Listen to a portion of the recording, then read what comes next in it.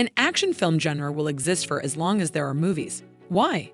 For the simple reason that no kid wants to play princess or sidekick when they're growing up. Every one of them wants to throw punches, brandish swords, and rush toward the threat. Hello, and welcome to our channel, Amuse Top 10. We're here to point you in the right direction to find the most up-to-date top 10 lists. Make sure you subscribe and hit that bell icon to be updated whenever our channel is up with a new video.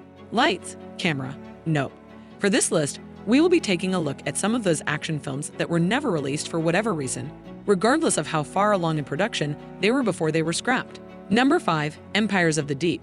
It was a major US-China co-production with a budget of over $130 million. And Empires of the Deep was originally the brainchild of John Zhang, a Chinese real estate billionaire. Olga Kurylenko featured as the Mermaid Queen, and the plot followed her 8 mermaid kingdoms as they struggled to keep the peace while an old evil rose from the depths. Conflicts between Zhang and other members of the team resulted in the departure of 3 directors and 10 screenwriters, and the working environment was described in many ways as being unsafe. The film's 2013 release date was scrapped when a trailer in 2012 received very negative feedback. There were rumored reshoots in 2014, but a 2016 crowdfunding attempt to boost the film's special effects ultimately fell short. It appears that this one will remain hidden for good. Number 4, Gladiator 2. As of the year 2022, production has begun on a sequel to Ridley Scott's critically acclaimed film, Gladiator. We can't say with any honesty that we wouldn't have been curious to check out one of the suggested sequels. Ideas for a sequel, detailing Maximus' resurrection at the hands of the Roman gods, began to take shape in 2001. Nonetheless, it wasn't until musician and performer Nick Cave contributed a version that things really started to click. The gods would have brought back Maximus to kill Jesus and his followers because they were threatened by Christianity's growing popularity and its potential to sap their power. Also, as an everlasting warrior, he would have been depicted fighting in pivotal historical moments like the Crusades and World War II.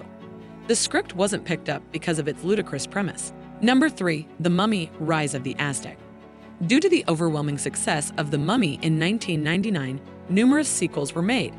The problem is that the sequels fell short of expectations. Tomb of the Dragon Emperor, 2008. The third film was slammed for having weak special effects and a boring story.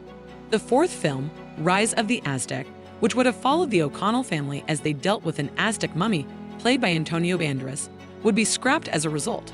Supposedly, Maria Bello had already signed on, and Luke Ford had agreed to star in 3 more films.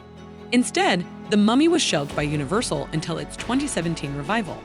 With the benefit of hindsight, we now see that we actually would have preferred this option. Number 2, Blood Meridian.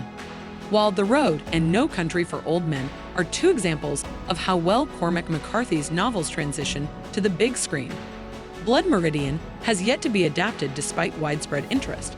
True-life scalp hunters operating in the United States during the middle of the 19th century provide the inspiration for this Western's main characters. McCarthy has noted that the novel's overwhelming brutality makes it tough to adapt for the big screen. In the mid-1990s, when Tommy Lee Jones was having trouble attracting studio interest, he discovered this to be true. In the middle of the aughts, when Ridley Scott was also experiencing this issue, he did not have a finished script. Even though James Franco gave it another go in the 2010s, it was ultimately doomed by rights concerns. It just wasn't meant to be, we guess. Now, before we unveil our top pick, make sure you give the video a big thumbs up and share it with your friends as well. That said, let's move on. Number 1, Crusade. After a string of successes in the early 1990s that included the sci-fi action classics RoboCop and Total Recall, director Paul Verhoeven was ready to reunite with Total Recall star Arnold Schwarzenegger for a historical epic about the Crusades. Jennifer Connelly and John Turturro were also set to star. Without a doubt, Verhoeven and Schwarzenegger would have given us another blood-pumping thrill ride. It would have been fascinating to see how Verhoeven envisioned this bleak moment of history. Carolco, the attached production company, had doubts about the film's commercial viability due to its outrageously high budget. In its place, it bet on Cutthroat Island, a colossal financial bomb that not only annihilated Crusade, but Carolco as well. In the entertainment industry, you can never know for sure what will happen. There is a potential that a movie will lose money at the box office despite the billions spent on its production. The worst-case scenario is that something goes wrong in post-production and the finished picture is never seen to the public.